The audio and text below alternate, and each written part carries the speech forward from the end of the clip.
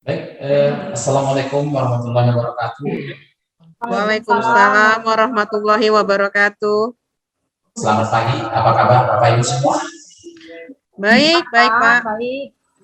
Baik, Bapak Ibu, kelanjutan daripada pertemuan kita yang lalu, ya, kita sudah membahas beberapa materi.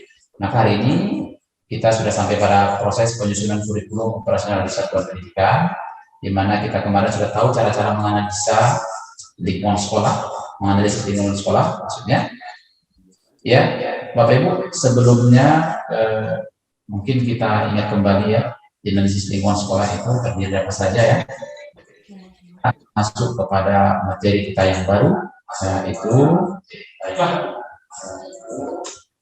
penentuan visi misi dan tujuan sekolah. Bapak Ibu, visi adalah cita-cita bersama pada masa mendatang dari warga satuan pendidikan yang dirumuskan berdasarkan masukan dari seluruh warga satuan pendidikan. Nah, isi merupakan keadaan yaitu gambaran masa depan yang ingin dicapai oleh satuan pendidikan. Kemudian visi harus dapat memberikan panduan arahan serta motivasi. Visi harus tampak realistis, kredibel, dan atraktif. Sebaiknya mudah dipahami, relatif singkat, ideal, dan berfokus pada mutu serta memotivasi setiap pemangku kepentingan. Nah, sedangkan misi, pernyataan bagaimana satuan pendidikan mencapai visi yang ditetapkan untuk menjadi rujukan bagi penyusunan program jangka pendek, jangka menengah, dan jangka panjang dengan berdasarkan masukan dari seluruh warga satuan pendidikan. Nah, pernyataan misi menunjukkan secara jelas mengenai apa yang hendak dicapai oleh satuan pendidikan. Rumusan misi selalu dalam bentuk kalimat yang menunjukkan tindakan, ya, bukan kalimat yang menunjukkan keadaan sebagaimana pada rumusan visi. Antara indikator visi dengan rumusan misi harus ada keterkaitan atau terdapat benang merahnya secara jelas. Satu indikator visi dapat dirumuskan lebih dari satu rumusan misi.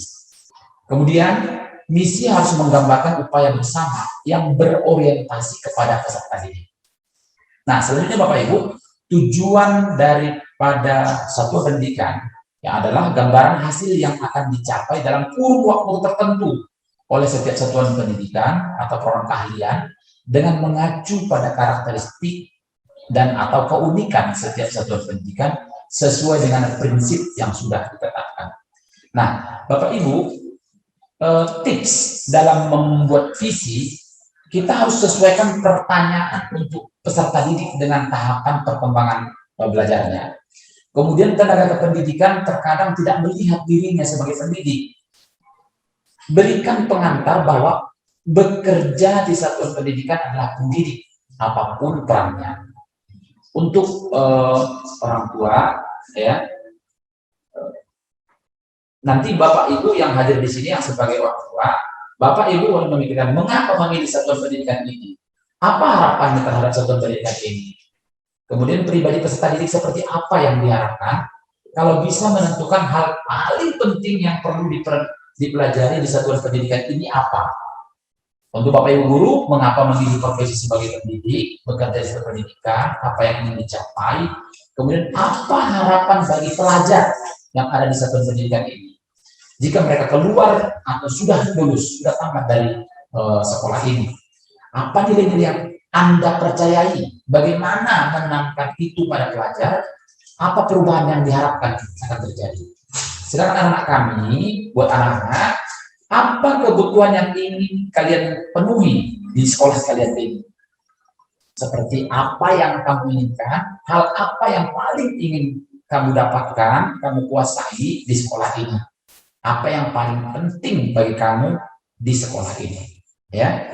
Kemudian, membuat misi dapat dilakukan dalam kelompok-kelompok diskusi. Ya. Satuan kelompok dapat ditugaskan untuk membuat banyak kemungkinan mungkin kalimat aksi dari satu indikator pencapaian visi. Nah, kelompok membuat kalimat-kalimat aksi yang sesuai dengan indikator pencapaian visi yang dimaksud. Jadi nanti Bapak Ibu silakan merumuskan. Setelah ini nanti kita akan berbagi kelompok, ya. Ini saya paparkan dulu materi kita akan membuat misi. Kita analisis dulu tentang sekolah kita, lalu kemudian nanti kita akan buat sama-sama visi kita bersama-sama. Setelah itu nanti kita akan membagi dua kelompok, ya. Kelompok yang satu membuat membuat misi sekolah, dan kelompok yang satu lagi membuat tujuan sekolah. Oke, tadi membuat misi sudah kita jelaskan. Kalau untuk membuat tujuan, Bapak Ibu nanti harus sederhana dan spesifik, dapat menjadi ciri khas satuan pendidikan. Kemudian dia measurable, tujuan harus dapat diukur, measure, mengukur, dan dapat memotivasi agar tercapai.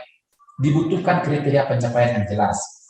Kemudian achievable atau attainable, tujuan harus dapat dicapai dan dilaksanakan oleh seluruh warga satuan pendidikan. Jadi nggak usah buat yang muluk-muluk kalau tidak bisa dicapai. Kemudian dia harus relevan, tujuan harus relevan dengan misi dan masuk akal dan menempatkan pelajar sehingga mampu memperkuat kompetensinya. Kemudian time bound, tujuan harus memiliki alokasi waktu yang lebih fleksibel dengan lini masa yang disesuaikan dengan kebutuhan. Oleh karena itu, perlu melibatkan semua guru dalam pembuatan lini masa tersebut. Nah, Bapak Ibu, nanti setelah Bapak Ibu selesai membuat di kelompok diskusi kecilnya, yang kelompok misi dan kelompok tujuan, maka kita akan panelkan nanti. Kita akan berikan masukan dari kelompok misi, apa saja yang mereka sudah buat, kalimat-kalimat yang mencapai visi tersebut, ya. Nah, menyelenggarakan nanti dalam tujuan satuan pendidikan ada hal-hal yang perlu kita perhatikan tadi, spesifik, measurable, attainable, relevan, dan time bound. Tentunya Bapak Ibu memikirkan untuk menyelenggarakan program unggulan yang bertujuan meningkatkan kompetensi tertanding dari 1 kali setiap akhir semester. Apa yang menjadi program unggulan dari sekolah kita ini? Itu nanti harus Bapak Ibu diskusikan bersama, ya. Nah, kemudian merumuskan tujuan juga berpusat pada peserta didik. Jadi Bapak Ibu harus memikirkan menjalankan prinsip-prinsip sebagai berikut. Ada 6 prinsip Bapak Ibu dalam kurikulum operasional sekolah. Program belajar Pancasila secara lengkap menjadi fondasi termasuk semua dimensi beserta elemen dan sub elemennya. Nah, baik, kita masih ada waktu, ya masih ada waktu lagi. Oke, jadi Bapak Ibu, kita akan mendiskusikan, ya. Pertama kita analisis dulu kebutuhan, analisis dulu tentang kondisi sekolah kita, ya. Di analisis itu tentu kita menggunakan analisis SWOT, ya. Apa kekuatan kita, apa kelemahan kita, kemudian apa peluang yang bisa kita raih, kemudian apa ancaman yang kita hadapi saat ini, ya. Jadi Bapak Ibu, kita sama-sama sepakat kita rumuskan dulu, kita analisis dulu apa kondisi. Nah, semalam kan kita pertemuan sebelumnya kita sudah analisis nih kondisi sekolah kita. Nah, sudah ditentukan, sekarang kita sama-sama kita membuat visi dari sekolah ini, visi yang hajat tentunya, ya. Nah, hajat itu yang seperti yang kita lihat tadi. Oke, setelah itu nanti silakan kita bagi dua kelompok. Berdasarkan visi ini, yang kelompok misi silakan membuat diskusi, buatlah kalimat-kalimat seperti aturan tadi untuk membuat tujuan misi sekolah, dan kelompok tujuan juga demikian dengan mengikuti aturan-aturan yang tadi sudah saya jelaskan, ya. Baik, sampai di situ kira-kira ada yang kurang jelas, kita segera akan melaksanakan diskusi kelompok, ya. Baik, oke, Primori, kita anggap sudah selesai diskusi kelompok. Kira-kira dari paparan tadi sudah Bapak Ibu, kita sudah selesai sampai akhir pertemuan kita tadi. Kita sudah rumuskan isi dari sekolah, kita tetapkan misi dari sekolah kita ini. Terima kasih Bapak Ibu kepada para narasumber kami juga yang ada di sini dari Dinas Pendidikan, dari pemangku kepentingan komisi sekolah sudah pada di sini.